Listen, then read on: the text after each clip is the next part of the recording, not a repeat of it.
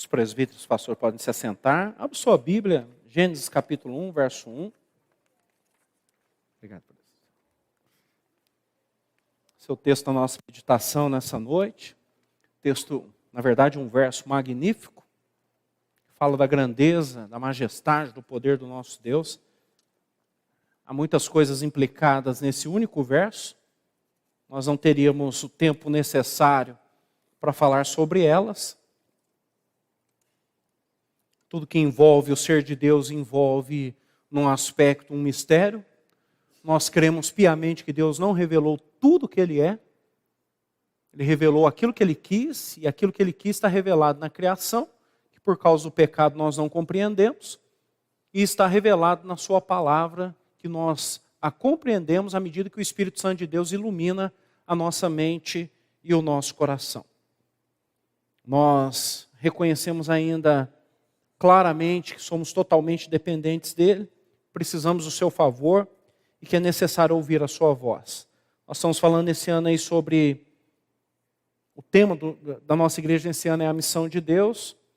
Esse quadrimestre estamos falando sobre Deus, iniciamos aí em janeiro como Deus missionário. Nesse mês iniciamos hoje falando sobre o Deus Criador. De manhã o reverendo Melquisedeque falou sobre a glória da criação de Deus, o ser humano, homem e mulher. E ao longo desse mês nós ainda vamos falar vários temas sobre Deus Criador. O Criador da família, do Jardim do Éden, o Deus que cria as coisas a partir do nada. Há muitos temas importantes que precisam ser compreendidos. E eu gostaria de dizer, antes de ler o versículo, que se você não compreende Deus como Criador, fica muito difícil evangelizar quem quer que seja.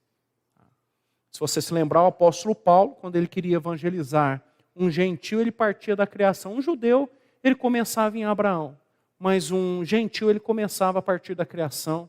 E teve discussões profundas, fosse no Areópago, ou nas ruas, ou nos barcos, ou em quaisquer outros lugares. Porque é uma inquietação profunda no ser humano reconhecer que um único Deus criou todas as coisas. É muito mais fácil acreditar em quaisquer outras teorias, menos na verdade, que existe um único Deus que criou todas as coisas a partir do nada. Gênesis 1, verso de número 1. Vamos ler todos juntos a uma só voz? Vamos lá? No princípio criou Deus os céus e a terra. Vamos mais uma vez? No princípio criou Deus os céus e a terra. Senhor Deus, fala aos nossos corações nessa noite. Nós precisamos ouvir a sua voz. Precisamos ser impactados pelo teu poder. Pela tua graça maravilhosa. Corrija a rota dos nossos corações. Ensina-nos a viver para a honra e glória do teu nome.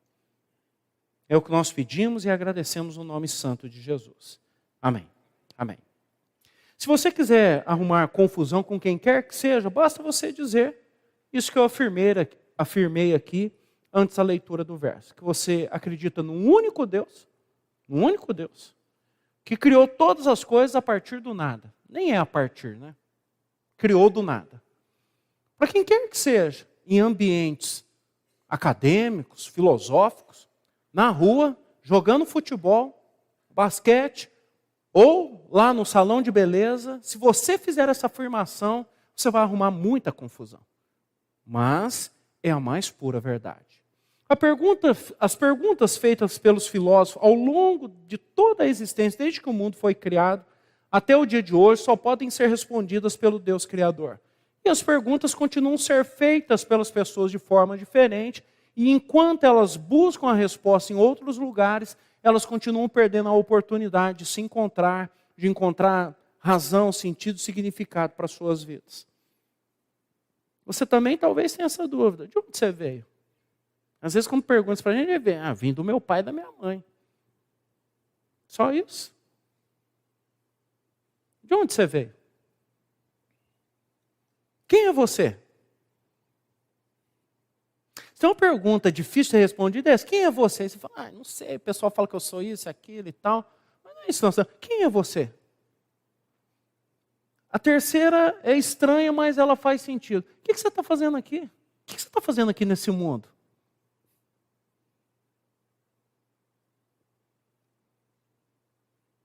Alguns aqui estão há 90 anos, há mais tempo. Outros há 1 ano. Mas o que você está fazendo aqui? Assim, essa pergunta é meio estranha, porque geralmente quando alguém fala assim para nós, o que você está fazendo aqui? É porque a pessoa acha que nós não deveríamos estar ali. Você não foi convidado para a festa, a pessoa fala, o que você está fazendo aqui? Mas essa pergunta ecoa no meu e no seu coração. O que nós estamos fazendo aqui nesse mundo? Mas pode ficar tranquilo, nós não estamos aqui de intrometidos, de penetra ou qualquer outra coisa. Há uma razão para estarmos aqui. A quarta e última pergunta, feita pelos filósofos, tá? Não são perguntas minhas, não. Mas ela é a mais inquietante de todas. Para onde nós vamos? Gente, para onde você vai? A hora que a sua existência acabar aqui, você pode viver 100, 120 anos, tudo bem, mas uma hora vai acabar. Para onde você vai? Se você perguntar isso para alguém, mas também dá uma confusão, cada um acha que vai para um lugar. Tem gente que acha que vai e vai voltar depois. Tem gente que acha que vai para um lugar e vai ficar lá tentando pagar os seus pecados para ver se projeta para frente. Mas a Bíblia responde todas as coisas à luz das Escrituras. Só há 2 lugares, céu e inferno. Quem crê em Cristo vai para o céu, quem não crê vai para o inferno. Não existe meio termo, não tem discussão. A Bíblia é clara sobre isso. Você pode ficar bravo, inquieto, mas as respostas são todas dadas por Deus. Nós estamos no Pentateuco. Imaginem, um homem com 80 anos, entrando pela terra do Egito, entrando numa das pirâmides, num dos palácios mais belos do mundo, não só naquela época, mas ainda hoje. Ninguém sabe se algum lugar superou a beleza dos palácios egípcios que eram as pirâmides. Entrando um homem, talvez com uma roupa rústica, porque ele cuidava das ovelhas lá do seu sogro, e falando assim, olha, eu vim aqui porque o Deus único verdadeiro mandou você libertar o povo dele. Fala, quem é você? E quem é o Deus seu para que acontecesse isso? Você conhece a história, as 10 pragas, a libertação. Agora esse homem está caminhando com 601 mil homens, contado de 20 anos para cima no deserto. Acredita-se que se contar mulheres e crianças, são 2 milhões de pessoas caminhando. Eu não sei se você teria coragem de ir com ele, porque ele ia falar assim, ó, nós vamos fazer uma caminhada aqui de 2 anos no deserto. Eu, como sou gordinho, já faria as perguntas, mas o que nós vamos comer? Importante a pergunta. O que nós vamos comer? Não é, você não vai ver. Quando eu vou viajar, eu falo assim, mas o que nós vamos comer? Onde nós vamos parar para comer? Essas são as minhas preocupações. Então, se eu estivesse lá, eu teria as mesmas preocupações. Talvez você que não suporta muito sol, eu falo assim, mas vai ter sombra? Como é que nós vamos andar nesse sol? E à noite, eu vou dormir no chão? Vou dormir numa tenda ou em qual lugar? Todas essas preocupações passavam pela cabeça dessas pessoas. Mas Moisés não gastou o seu tempo em explicar essas coisas. Ele investiu o seu tempo em dizer o seguinte, o Deus que nos libertou, e Israel agora conhecia Deus como um Deus libertador, viu tudo que Deus fez no Egito, e quando Israel saiu de lá, o Egito estava arrasado. Ele falou assim, o Deus que nos salvou é o Deus que criou todas as coisas. Por que o povo precisava compreender isso? Porque no Egito tinha Deus para tudo. Como no mundo que nós vivemos hoje. Você acha um Deus para tudo. Tem até o tal do Deus dará, não é? Ninguém sabe o que é isso, mas inventaram.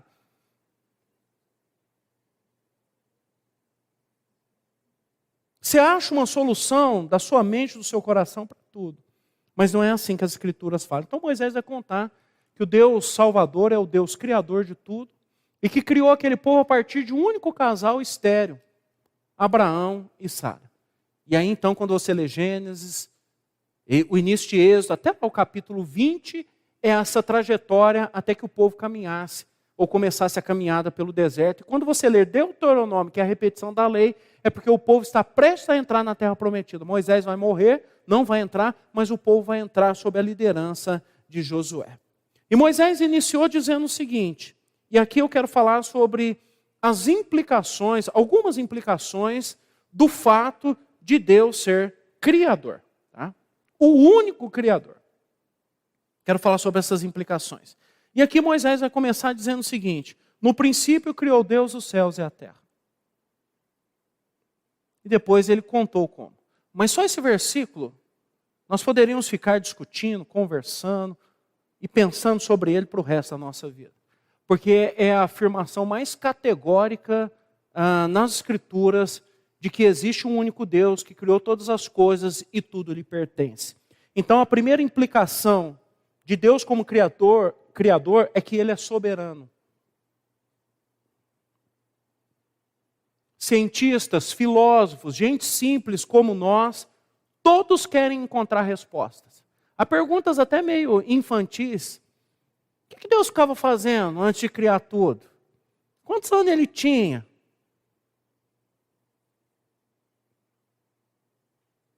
Eu não tenho essas respostas, porque ele não respondeu. A única coisa que nós sabemos, que a Bíblia afirma, é que ele é autoexistente, é o único autoexistente. Não tem começo nem fim, é o único que é eterno, não tem começo nem fim. O texto, a partir daqui, nos dá informações precisas que nós precisamos reconhecê-las. Primeiro, a Bíblia afirma que Deus é criador e criou todas as coisas do nada. O verso 2 vai falar que a terra, porém, estava sem forma e vazia, e que o Espírito de Deus pairava por sobre as águas, e depois Deus começa a dar forma em tudo, mas criou a partir do nada. A criação de Deus, nós somos informados que é uma criação do Deus triuno, Deus Pai. No princípio criou Deus os céus e a terra, do Filho. Lembra o que diz o Evangelho de João, lá no capítulo de número 1, os versos de 1 a 3, é uma bela canção daquele cantor Daniel de Souza, falando sobre isso, e dizendo aquilo que as Escrituras já haviam afirmado. No princípio era o Verbo, e o Verbo estava com Deus, e o Verbo era Deus. Ele estava no princípio com Deus, e todas as coisas foram feitas por intermédio dele, e sem ele nada do que foi feito se fez. É uma criação trinitária, tem o aspecto, ou o papel do Espírito Santo de Deus, é ele que pairava. O verbo aqui pairar é o mesmo verbo usado para falar quando a galinha choca os ovos. Certo? A galinha bota um ovo, se ela não chocar, a gente frita e come. Então, mas se ela esquentar aquele ovo, que coisa, né? Produz vida. Está falando que o Espírito Santo de Deus pairava por sobre a água, e ele começou a dar forma a todas as coisas. Nós chamamos isso de criação ex nihilo, criação a partir do nada. Não tinha nada e Deus começou a criar todas as coisas. O autor aos Hebreus sintetizou isso dizendo assim, capítulo 11, verso 3. Pela fé entendemos que foi o universo formado pela palavra de Deus, de maneira que o visível veio a existir das coisas que não existem. Nós criamos as coisas, Deus compartilhou conosco essa capacidade, mas eu nunca vi um ser humano criar alguma coisa do nada. A única coisa que nós somos capazes de criar do nada, mas aí nós não criamos, é nada. Deus não, Deus tem a capacidade de criar as coisas a partir do nada. Nós precisamos do elemento, de alguma coisa, para que nós possamos falar, não, eu vou fazer uma madeira, eu preciso de uma árvore, eu preciso aqui de alguns instrumentos, eu vou fazer uma cadeira, eu vou fazer uma mesa, eu vou fazer uma bandeja para entregar a ceia, ou então eu vou fazer um púlpito para o pastor. Agora, nós vamos entender que há um envolvimento do Deus triuno, fórmula teológica, nós acreditamos no único Deus que subsiste em 3 pessoas, Pai, Filho e Espírito Santo, e não tem como explicar. Não usa a figura da água lá no estado sólido, líquido e gasoso, que seu filho vai ficar mais confuso. Já diz para ele, é igual o Emanuel vive fazendo essa pergunta para mim, eu falo, meu filho, é inexplicável, mas nós cremos num único Deus que subsiste em 3 pessoas, Pai, Filho e Espírito Santo. Quem que é o mais poderoso? Os 3 são poderosos. Menino tem 7 para 8 anos, fica me fazendo essas perguntas difíceis. Mas eu tenho que avisá-lo, não há respostas. Deus não quis, sentou conosco, é por isso, é por aquilo, faz assim, você vai entender. Nós acreditamos porque é a maneira que ele se revelou. Ele criou tudo em 6 dias. Eu sei que você também tem essa pergunta, por que ele não criou num dia só? Eu respondo, porque ele não quis. Por que ele criou nessa ordem? Porque ele quis também. E ele demorava o dia inteiro para criar ou ele usava 8 ou 10 horas? Não sei, isso ele não me informou. Só temos a informação que ele criou num único dia determinadas coisas. Por que parece que quando vai chegando no final ele cria mais coisas? Parece-me que é a minha percepção.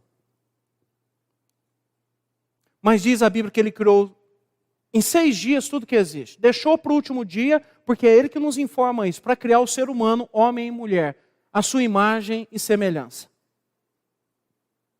Lendo o capítulo 2, parece que o homem ficava lá sozinho, deprimido, aí depois de muitos anos Deus criou a mulher. Foi no mesmo dia. E parece que o tempo para o homem ficar deprimido foi da manhã até mais ou menos na metade ali da manhã, já estava lá sozinho, Deus falou, vou fazer uma mulher para esse homem. Mas não é que Deus olhou e falou, o cara está deprimido, está para baixo, vou fazer uma mulher para ele. Não, já era a ideia dele. Porque às vezes lendo o texto bíblico, a gente fala assim, se eu fosse Adão, eu tinha ficado sozinho lá, ainda tinha feito melhor e tal. Isso não é da nossa alçada, é da alçada de Deus. Ele quis criar um homem e uma mulher. Você é contra, você tem que falar com ele. E criou cada um com uma peculiaridade, com genitália diferente, para se encaixar, porque ele quis. Ninguém de nós vai conseguir as respostas que nós tanto ficamos aí querendo. Que a ciência quer. Tem cientistas cristãos aí que defendem. Olha, é claro que o cientista vai rir de mim, vai perguntar onde eu sou formado e tal. Vai dizer que eu sou ingênuo. Eu não sou. Eu tenho fé naquilo que Deus revelou. Ele criou em 6 dias, criou tudo perfeito. Então foi ele que criou, eu acredito. Por que ele descansou no 7º? Porque ele quis. Precisava descansar? Biblicamente falando, não precisava. Mas fez isso para nos ensinar. Trabalha 6 dias e descansa 1. Se Deus quisesse, com uma única palavra, ele tinha feito tudo que existe. Mas ele não quis. Ele quis nos ensinar alguma coisa. E me parece que ele quis nos ensinar que as coisas têm um tempo certo para acontecer. Não é o que o autor dos Eclesiastes fala? Tudo tem o seu tempo determinado. E a coisa para cada momento, hora, razão. E nós somos bem apressados, temos dificuldade de entender essa verdade. Mas o que você precisa compreender é que no cosmos, ou na criação de Deus, existe ordem, beleza, criatividade. Deus fez tudo perfeito. O que corrompeu foi o pecado. Olha que ainda nós olhamos para lugares que nós falamos maravilhosos, lindos. Mas a última questão para mim passar para o próximo ponto é quando as pessoas falam, e por que ele criou tantas galáxias? Porque ele quis também. Ele pode criar o que ele quiser. Ele pode criar o que ele quiser. Tá? Então guarde isso. Quando você fala de Deus Criador, você tem que lembrar a primeira implicação. Ele é soberano, ele faz o que ele quiser. Eu posso até ficar bravo, mas ele faz o que ele quiser. Porque tudo pertence a ele, inclusive eu e você. Quer você creia ou não em Deus, você pertence a ele. E essa é uma dificuldade que todos nós temos. Porque muitas vezes nós não achamos ou não gostamos daquilo que Deus tem para nós. Mas não tem problema não. Ele continua sendo soberano, quer nós queiramos ou não. Segunda implicação, o panteísmo moderno, o maior inimigo do Deus Criador. O panteísmo sempre existiu. O que é o panteísmo? O panteísmo é quando eu olho para tudo que existe e falo, não, tudo é Deus, essa madeira aqui é Deus, aquele gasofilácio é Deus, aquele computador é Deus, essa luz é Deus, aquela árvore é Deus. E eu confundo o Criador com a criatura, que é o que a gente chama de idolatria. Mas o panteísmo é essa questão que eu falo assim, não pode cortar a árvore porque ela é de Deus, não pode tratar mal o animalzinho porque ele é Deus. E aí eu confundo as coisas. Ao invés de entender que a árvore ela pode ser cortada para uma necessidade e ela tem que ser plantada para outra, ou que o animal tem que ser cuidado porque Deus mandou que nós cuidássemos dos animais, a gente confunde e começa a entender que tudo é Deus. Por isso o panteísmo. Só que o panteísmo moderno ele veio com uma vestimenta muito interessante. Muito interessante. E nós a compramos sem entender. Eu não tenho tempo de falar de todas, mas eu vou falar de uma aqui. E depois, um outro dia, eu falo de outras. A humanização dos animais pelos seres humanos como uma clara afronta de Deus. Alguma coisa aconteceu nos últimos 30 anos. Todo mundo aqui tem família, todo mundo sempre teve um cachorro ou um gato, que era criado fora de casa, que tinha nome de animais e eram tratados com animais. Você levava para vacinar, certo? Vacinava contra a raiva, dava comida, fazia de tudo. Hoje há uma mudança crucial nessas coisas. Há uma confusão que ninguém sabe dizer o que é. Hoje tem cemitérios, crematórios, creches para pets, de tudo. Plano de saúde, plano funerário. Tudo aconteceu. E vocês perceberam que agora o dono virou tutor? Até então só seres humanos tinham tutores, mas agora, daqui a pouco, os animais terão o direito de uma certidão de nascimento. E você poderá assumi-los como pai e mãe. A gente acha que é brincadeira, ou então fala assim, mas isso aí é coisa boba. Não é coisa boba. Está havendo uma confusão. Deus criou os animais e mandou que nós cuidássemos deles. mas não que nós os humanizássemos. Alguma coisa está acontecendo e nós não estamos percebendo isso. A gente chama isso de panteísmo, a gente começa a confundir o Criador com a criação e sempre é sutil. É sutil. Deixa eu fazer uma comparação só para você entender como é sutil. Há uns 30 anos atrás, onde você ia, a pessoa perguntava o nome do seu pai e da sua mãe. Progressivamente foi mudando isso. Hoje só pergunta o nome da sua mãe.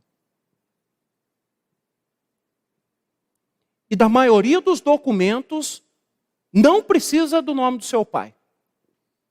Eu acho que só atestado de óbito, eu não entendo muito, mas a maioria você chega lá, a pessoa, o nome da sua mãe. Ah, beleza, resolveu. Percebe como tudo é sutil? Hoje você nem lembra mais disso. Você pegar seu documento e falar, nossa, é verdade, só tem o nome da minha mãe. As coisas vão mudando e elas são muito sutis. Muito sutis. Eu não tenho tempo de falar de todo o panteísmo aqui. Mas a ideia, eu sei que os cientistas vão ficar meio bravos comigo. A ideia de povoar a Lua ou Marte, gente, é surreal. Estão preparando uma equipe aí para ir para Marte. Vão viajar não sei quantos mil não. Vão viajar não sei quantos anos. O pessoal vai sair daqui novo, vai chegar lá bem mais velho. Para começar a colonizar lá, para depois, eu não vou estar vivo nessa época, mas os que têm menos de 10 anos aqui vão estar vivos, para ver se leva depois vocês também. Por quê? Porque nós estamos numa clara desobediência, destruindo o habitat que Deus criou, que é o planeta, e aí então estamos arrumando soluções humanas. É uma afronta ao Deus Criador. Ele não criou outro planeta para que nós vivêssemos. Desde o início ele explicou, é aqui que vocês vão morar, então cuidem bem. Aí daqui a pouco o cientista está gravando, né? O cientista vê isso, vai vir aqui bravo. Vai tentar até invadir a igreja, falar, o pastor é doido. Não sou doido não, é o que a Bíblia diz. Aqui é o nosso lugar de habitação. Já percebeu que aqui tem o oxigênio necessário? Já percebeu que aqui tem a água necessária, os alimentos necessários? Tudo que é necessário para nós está aqui? Só que nós estamos destruindo tudo. Por ganância, por preguiça ou quaisquer outras coisas. Nós precisamos nos alinhar com a vontade de Deus. E aí eu vou para o terceira e última implicação. Não vou falar de tudo que tinha aqui dentro do panteísmo, mas há muitas coisas tomando o lugar de Deus e que nós estamos colocando sem ter a devida consideração. Tá? A próxima é a tal da inteligência artificial, mas não tem tempo de falar hoje, outro dia eu falo. Tá? Outro dia eu falo. A terceira implicação é o abandono do Deus Criador. Isso é fatal, iria acontecer. E aconteceu. Romanos, capítulo 1, verso 18 a 23, é o texto mais claro de como sutilmente isso acontece em qualquer época. Paulo está falando aqui do primeiro século, mas imediatamente no capítulo 3 de Gênesis, quando Adão e Eva pecaram, houve um abandono de Deus. Perceberam-se nus, esconderam-se de Deus, já não queria mais ter relacionamento nenhum com Ele, e a partir do capítulo 4 é só tragédia no que se refere à humanidade, porque claramente houve um abandono de Deus. Romanos 1,18 diz assim, a ira de Deus se revela do céu contra toda impiedade e perversão dos homens, que detêm a verdade pela injustiça. Porquanto o que de Deus se pode conhecer é manifesto entre eles, porque Deus lhes manifestou, porque os atributos invisíveis de Deus, assim o seu eterno poder, como também a sua própria divindade, claramente se reconhecem desde o princípio do mundo, sendo percebidos por meio das coisas que foram criadas. Tais homens são por isso indesculpáveis, porquanto, tendo conhecimento de Deus, não glorificaram como Deus, nem lhe deram graças. Antes se tornaram nulos em seus próprios raciocínios, escurecendo-se-lhes o coração insensato. Inculcando-se por sábios, tornaram-se loucos, e mudaram a glória do Deus incorruptível em semelhança da imagem do homem corruptível, bem como de aves, quadrúpedes e répteis. Se há uma humanização dos animais, principalmente os domésticos, há uma desumanização do ser humano por causa do pecado. Na minha opinião, não conheço toda a história, leio, mas com certeza não li tudo sobre o que tem na história do mundo, mas nunca, na minha opinião, nunca na história do ser humano, na história do mundo, o ser humano valeu tão pouco como na nossa época. Olha que quando você lê sobre a Idade Média, você fala, nossa, que coisa. povo vivia pouco, uma confusão. Mas, na minha opinião, nunca o ser humano valeu tão pouco como na época que nós vivemos. Descartável, sem valor nenhum. Você tira a vida por nada, ou tira a sua própria vida por nada. Não há valor na vida humana. Não há valor nenhum. Aí eu vou citar aqui, depois você pode ver. Eu me lembro de uma palestra, eu estava vendo só um trecho da palestra da ministra Carmen Lúcia, e ela falando assim, há coisas interessantes no judiciário brasileiro. Aí ela fala assim, ó, ela estava falando sobre feminicídio, tá? E aí ela fala assim, se eu sofresse agressão de um homem, eu queria ser, eu não sei as expressões do direito, mas ela falou assim, eu queria ser tratada lá como se trata os animais. Porque hoje, se você matar um animal, você vai preso. Mas se você matar uma mulher, aí a gente vai ver primeiro o contexto, o que aconteceu e tal. Gente, isso é surreal. É surreal. É surreal. É fora do comum. É uma afronta ao Deus Criador.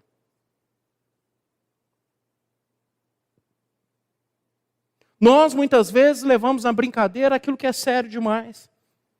É claro que houve um abandono de Deus.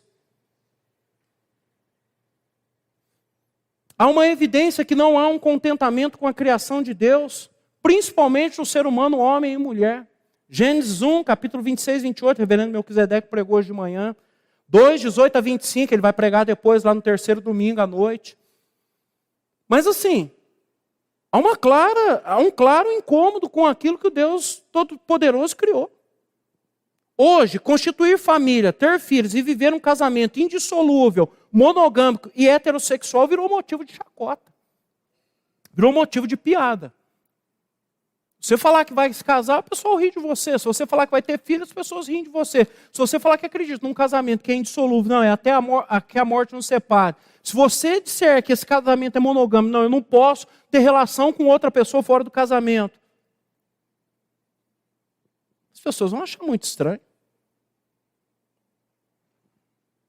E aí nós temos de tudo, cada vez aumenta uma letra a mais, para dizer que você pode se expressar sexualmente da maneira que você quiser. E talvez você pode inventar uma própria maneira nova, é só você dar uma letra que ainda não está naquela lista e você pode acrescentar lá.